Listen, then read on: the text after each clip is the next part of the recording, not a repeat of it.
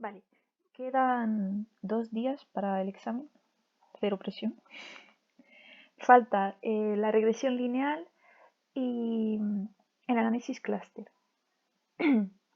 Primero, en la regresión lineal, de primeras no lo vamos a poder hacer, porque probablemente o una de las variables que nos pidan analizar o las dos estén compuestas a su vez por otras variables. Tipo, si nos pide analizar el impacto de P4 en P2, probablemente P4 esté formada por 4 sub 1, 4.2, 4.3 y la 2 puede ser que también, o no. Depende del examen y cómo lo haga ella. Aquí he puesto arriba unos ejemplos de cómo saber cuál es la independiente y cuál es la dependiente, porque yo misma me lío mucho. Normalmente la que pone, en plan, influye la primera en la segunda, pues la primera, la que influye, va a ser independiente y la que es influida, digamos, va a ser la dependiente. Como he dicho antes, primero vamos a tener que hacer un análisis factorial porque va a ser una variable compuesta, por así decirlo, y hay que reducir un poco su tamaño. Por ello hacemos el análisis factorial, que como veis pues es analizar reducción de dimensiones factor. En descriptivo es muy importante marcar KMO y prueba de esfericidad. Y en extracción, gráfico de sedimentación. Y por último, en rotación Varimax. Luego también podéis en opciones suprimir valores inferiores a 0,3. Yo no lo suelo marcar, en plan simplemente suelo mirar cuál es el valor más alto. Me da como cosa quitar información de la tabla. Digo, a ver si por culpa de esto me lío, que probablemente no, si vosotros queréis hacerlo, pues podéis hacerlo, pero yo desconfío y no lo suelo hacer. Cuando hagáis el análisis factorial y os den una serie de factores, pueden ser 2, 3, 4, vais a tener que hacer después un análisis de fiabilidad para ver si el análisis factorial está bien. Pero no podéis coger y meter del tirón todas las variables y hacer un solo análisis de factorial, o sea, de fiabilidad. Bueno, esto solo sería en el caso de que os saliera un solo factor. Si, por ejemplo, salen 3 factores, pues tenéis que hacer 3 análisis de fiabilidad. Si os salen 2 factores, pues tenéis que hacer 2 análisis de fiabilidad. Y meter en cada análisis de fiabilidad las variables correspondientes a cada factor. ¿Cómo lo sabéis? Pues mirando la tabla de está aquí después. Mirando la tabla de matriz de componente rotado, cada factor, o sea, cada variable en qué factor tiene el valor más alto. Aquí lo he ido redondeando. Entonces, ¿qué miráis en el análisis de fiabilidad? Pues que el alfa de Cronbach, si quitando alguna de las variables podemos conseguir un alfa de Cronbach más alto. Si es así, pues quitaríamos esa variable o esas variables y repetiríamos el análisis factorial, como he puesto aquí abajo, quitando esas variables que nos indican el análisis de fiabilidad. Y le damos en puntuaciones guardar como variables.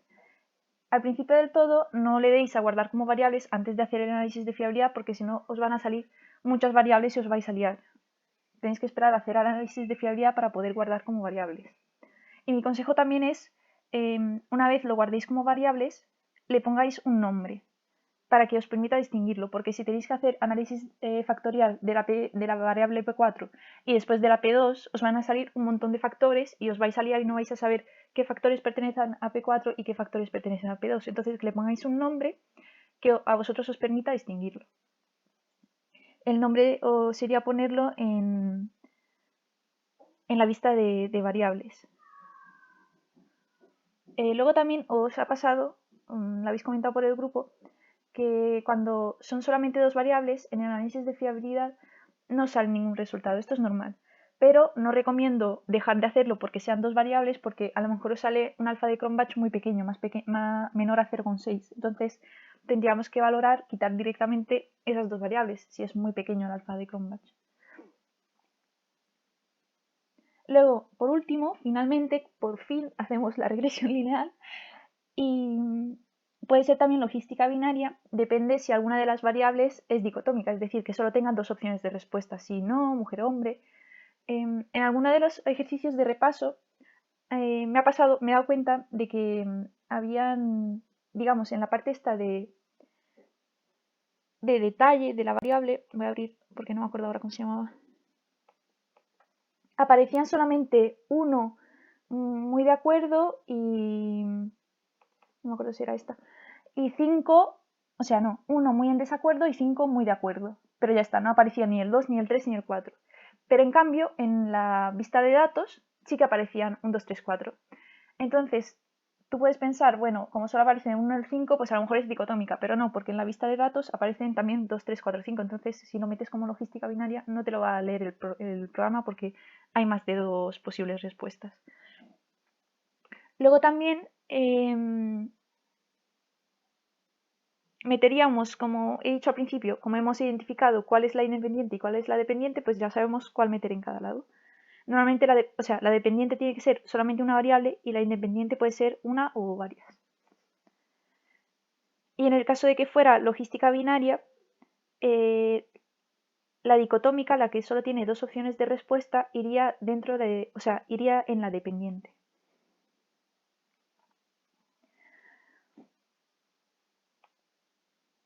A ver si es esta.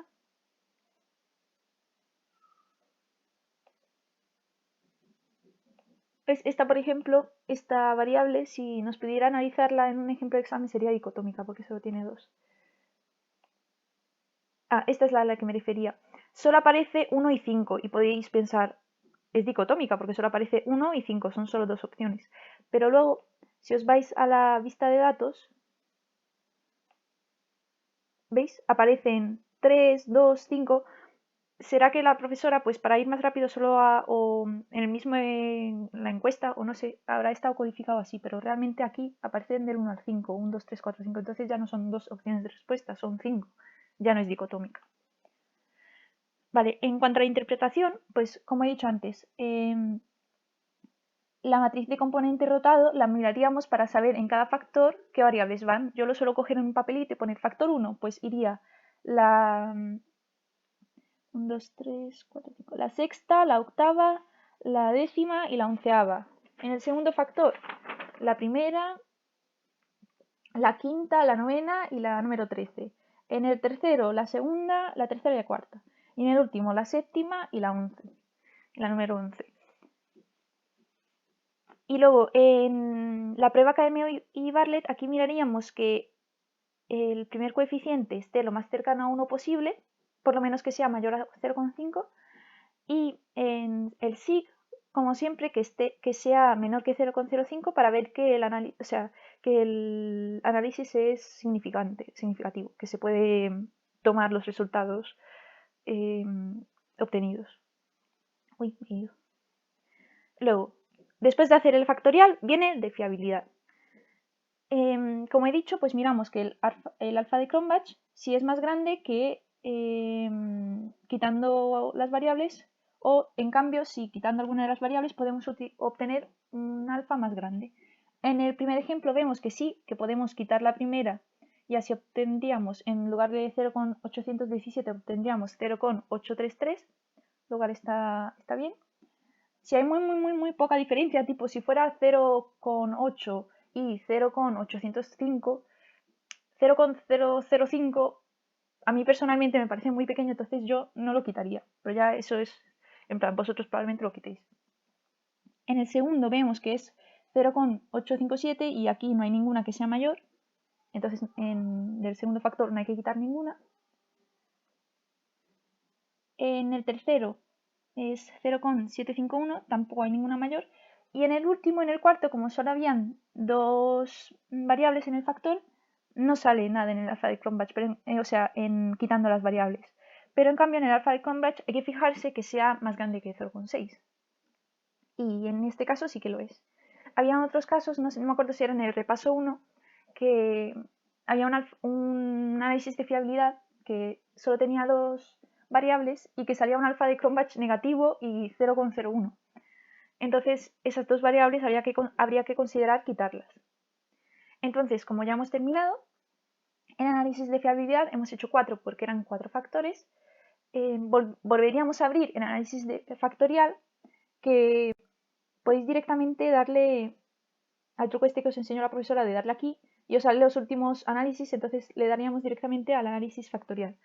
Y se nos volvería a abrir lo último que hemos hecho en el análisis factorial y simplemente quitaríamos la primera variable porque nos ha salido que si la quitamos mejora el alfa de Cronbach, y en puntuaciones marcaríamos, no lo he escrito, bueno, en puntuaciones marcaríamos guardar como variables. Y finalmente, pues llegamos al análisis de regresión lineal, porque como hemos dicho, no es logística binaria, no tiene ninguna variable dicotómica en este análisis. Un pequeño paréntesis, al quitar la variable, en lugar de 4, ahora se me han generado 3. Y simplemente he ido y les he puesto un nombre a cada una, aunque aquí en esta tabla no me sale, pero para no liarme, por si acaso hubiera otro ejercicio que estuviera relacionado con esa misma base de datos y también tuviera que hacer un análisis factorial, pues para no liarme les he puesto nombres. Lo primero que miramos es en el resumen del modelo el R cuadrado, que tiene que ser lo más cercano a 1 posible. ¿Qué pasa? Que por el tipo de variables que tenemos, probablemente salga bastante pequeño. Quizás en otros cursos de análisis estadístico nos saliera 0,8, 0,9. Esto aquí no va a pasar. Aquí ha salido 0,516 y eso es muy alto en comparación con otros ejercicios del mismo tipo que hemos hecho, que salía 0,100 y pico, 0,300 y pico. Bastante lejos de 1, pero podemos poner que aunque sea pequeño es normal por el tipo de variables. Luego en ANOVA miraríamos que si este modelo de regresión es válido o no, o sea, si podemos considerarlo o darlo por válido. En este caso sí, porque es más pequeño que 0,05. Y por último, en coeficientes, en la parte de SIG otra vez nos dice, esta vez factor por factor, si tiene sentido meterlo o no en la variable, o sea, en el modelo de regresión. Igual que la constante también nos lo dice, que también parece ser que tiene sentido en el modelo, o sea que no hay que quitarla. Y vemos que todos los factores tienen un sig más pequeño que 0,05, entonces todos son válidos, todos son influyentes, digamos, en el modelo. Y si por ejemplo tuviéramos una pregunta tipo ¿cuál influye más? Pues nos iríamos a la B, en coeficientes no estandarizados, la parte que pone B, esta parte que está redondeada, y vemos que el primer factor, es el que más influye. Entonces, si tuviéramos una pregunta, pues, ¿en qué variables debería centrarse para aumentar? Es que en este caso en concreto era como la intención de descarga. ¿En qué variables debería centrarse para la intención de descarga? Pues sería en las variables del primer factor. Nos vamos al primer factor y miramos qué variables. Y decimos que en esas, porque tiene un coeficiente más alto en este modelo. Luego también vemos que si es un número positivo, es que el impacto es positivo. Si aumentan estas variables, se aumentan estos factores, significa que la intención de descarga, en este ejemplo en concreto, también va a aumentar. Si fueran números negativos, es que tiene un impacto negativo inverso, lo que significa que si aumentan estas variables, la intención de descarga va a hacerse más pequeña, va a disminuir. Y bueno, sí, lo que he dicho antes, la independiente que tenga un coeficiente b más grande es la que más influye, la primera, como vemos aquí. Vale, esto sería todo por la regresión lineal. Espero que no se me haya olvidado nada. Luego en el análisis clúster, vemos que esta vez sí que podemos empezar con el análisis clúster, pero que no va a ser suficiente y que luego vamos a tener que hacer un análisis K-medias y probablemente también una ANOVA de un factor. Vemos que en el análisis clúster vamos a tener palabras clave, como dije el otro día, como agrupar consumidores o se pueden agrupar los consumidores según esta variable. Y entonces eso ya sabemos que tenemos que hacer un análisis clúster con analizar, clasificar, clúster jerárquico y metemos las variables que nos digan, en plan, por ejemplo, se puede clasificar según la intención, es que no caigo ahora, tengo cero imaginación. ¿Cómo era en el ejemplo?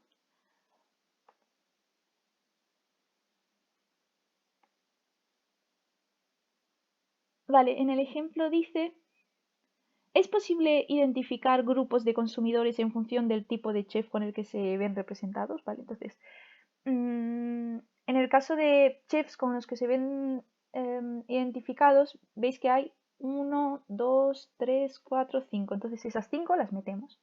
Son todas dentro de la P4. Todas esas las metemos y tenemos que seleccionar en gráfico dendograma, muy importante. No hace falta etiquetar casos. Y en método, la profesora aconsejó poner método de Ward, que se suele utilizar con este tipo de variables de intención. Luego también, probablemente, esto solamente nos va a indicar en cuántos grupos lo podemos dividir, pero a lo mejor en el ejercicio también nos dice describe los grupos. Entonces solamente con el análisis clúster no va a ser suficiente. Vamos a tener que hacer un análisis K-medias para poder describir los grupos. Le vamos a dar a analizar, clasificar K-medias y metemos las mismas variables que en el anterior análisis. Y en número de clústeres, pues ponemos los que nos hayan salido. Si nos han salido 2, lo dejamos como 2 porque es lo que viene por defecto. Pero si nos han salido 3 clústeres, tenemos que cambiarlo y poner 3. Luego, en opciones hay que marcar tabla nova y en guardar marcar clúster de pertenencia, que nos va a ayudar a ver las características que tiene cada clúster, cada grupo. Luego, por último, quizás también tengamos otra pregunta aparte que nos pregunte algo tipo ¿cuál de los grupos que te han salido tiene más intención de descarga, más intención de compra, más intención de lo que sea? Entonces vamos a tener que hacer un análisis ANOVA de un factor, con analizar, comparar medias ANOVA de un factor. La dependiente va a ser lo que queramos valorar, es decir, por ejemplo, en el ejercicio este mismo de antes nos preguntaba, imagina que la empresa quiere dirigirse al segmento chefs con mayor intención de descarga. ¿Qué segmento es este? O sea, de los grupos que nos han salido antes, ¿cuál es el que tiene mayor intención de descarga? Este concretamente está relacionado con el ejercicio 1 porque me parece que esta es la pregunta 2 y lo de mayor intención de descarga era una variable compuesta, por así decirlo, es decir, que tuvimos que factorizar para que nos salga.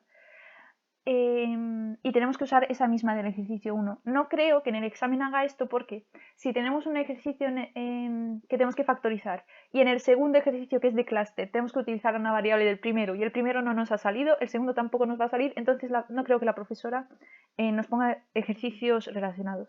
Si lo hace, pues tenemos que estar muy atentos porque nos va a afectar lo que nos salga en un ejercicio, nos va a afectar al siguiente. Lo digo concretamente porque esta es la práctica 3 de repaso y la intención de descarga era el P3 y si nos vamos a la base de datos P3 está compuesto, es P3.1, .2, .3 y lo tuvimos que factorizar y me parece que nos salió solo un factor, el cual lo hemos tenido que utilizar en la segunda pregunta para el clúster, para hacer el ANOVA de un factor con esa misma variable. Entonces, espero que en el examen no sea así, porque si no sale el primer ejercicio, el segundo también como que va a arrastrar si tenemos algún fallo. Pero bueno, sigo. La cuestión es que en dependiente vamos a tener que meter lo que queremos valorar, si es diferente en un grupo que en otro, y en independiente tenemos que meter la variable esta que nos sale al hacer el análisis clúster, o sea, el análisis K-medias que nos sale que nos dice a qué grupo pertenece cada individuo. En plan, va a poner en esa variable 1, 1, 1, 2, 2, 2, 2, 3, 4. No, 4 no. Que probablemente solo nos salgan 2 o 3 clústeres. En plan, que solo va a tener, va a ser nominal, porque ese numerito va a significar a qué clúster pertenece cada individuo. Entonces, en opciones también vamos a tener que marcar descriptivos y prueba de homogeneidad. Y en postdoc marcar Tukey y Games-Howell. Aunque si solamente tenéis 2 clústeres, probablemente no salga el postdoc, es normal, porque tiene que haber 3 grupos mínimo para que nos salga algún postdoc para poder interpretarlo. Y la prueba de homogeneidad, el primer sig que sale, si es mayor que 0,05 vamos a tener que hacer Tukey, o sea, que mirar Tukey para interpretar, y si es menor que 0,05 vamos a tener que mirar Games-Howell. Pero eso, si solo tenemos 2 grupos no va a salir. Pero es normal, interpretamos directamente lo que tengamos, en plan ANOVA y la parte descriptiva de las medias y ya está. Interpretación. Lo que he dicho antes. Con el análisis clúster nos dice simplemente cuántos grupos. En este caso vemos que eran 2 porque las líneas horizontales más largas al cortarlas son solo 2. Y necesitamos un K-medias para describirlos. Vemos que si miramos centros de clústeres finales, que hay que mirar los finales, no los iniciales o el otro grupo que aparecía, hay que mirar centros de clústeres finales, vemos que en las primeras 3 el grupo 1 tiene valores más altos, es decir, se siente más identificado que el grupo 2. Y en ANOVA, si miramos el SIG, vemos que las 2 primeras y la última son las únicas que son significativamente diferentes. Es decir, que el clúster 1 se identifica más con cocinar con amigos, frecuentemente busca nuevas recetas y le gusta leer blogs de crítica gastronómica, mientras que el 2 no destaca por ninguna. Todas esas características o variables las tiene como baja, se siente baja, o sea, no se siente identificado. Entonces sería como que el 1 es se identifica más con un cocinero, mientras que el segundo, digamos que es más esporádico, no le gusta tanto cocinar como al primero. Le pondría ese nombre a los 2 grupos y así luego también ayuda a la hora de interpretarlo. Por ejemplo, al 1 cocinero frecuente y al 2 cocinero esporádico o algo así. Y luego después sale número de casos en cada clúster, pues sale que el 1 es más numeroso que el 2, teniendo el 1 67 y el 2 55. Pues con esto responderíamos alguna pregunta tipo ¿a qué segmento tendría que dirigirse la empresa si busca el segmento más numeroso? Pues aquí está la respuesta, el 1. Luego, en interpretación del análisis de ANOVA de un factor, metimos la intención de descarga de una aplicación de cocina o algo eso, era la intención de descarga básicamente. Y eso en dependiente. Y en independiente, pues la que nos sale que nos dice a qué grupo pertenece cada variable. Y lo primero que pone es un aviso que dice la prueba post-hoc no se realiza porque hay menos de 3 grupos, lo que he dicho antes. Como son solo 2 grupos, no nos va a salir el post-hoc, pero no pasa nada. Entonces la prueba de homogeneidad directamente no haría falta ni mirarla porque no hay ningún post-hoc que mirar. Entonces, como esta servía para saber qué post-hoc mirar, no hace falta. Pero simplemente como ejemplo, por si saliera en el examen, sí que saliera el post-hoc, pues aquí vemos que es 0, lo cual es menor que 0,05. Entonces sabríamos que hay que hacer, o sea, que hay que mirar el post-hoc de James Howell. Y sobre todo nos importa el ANOVA y la media. Vemos que ANOVA es más pequeño que 0,05, entonces esto significa que son significativamente distintas. Si saliera mayor que 0,05 no serían significativamente distintas o no habrían diferencias significativas. Pero en este caso sí las hay, porque es más pequeño que 0,05. Y vemos que la media más alta la tiene el grupo o el clúster 1, que tiene 0,2368, mientras que el otro tiene un número negativo que es 0,2737. Entonces, si la empresa tendría que decidir a qué sector, o sea, a qué segmento o a qué clúster dirigirse, pues sería al 1, que como hemos descrito antes, eran como el grupo de más habituado a cocinar, el grupo, sí, eso, que está más acostumbrado a cocinar. Y eso sería todo. Y suerte en el examen.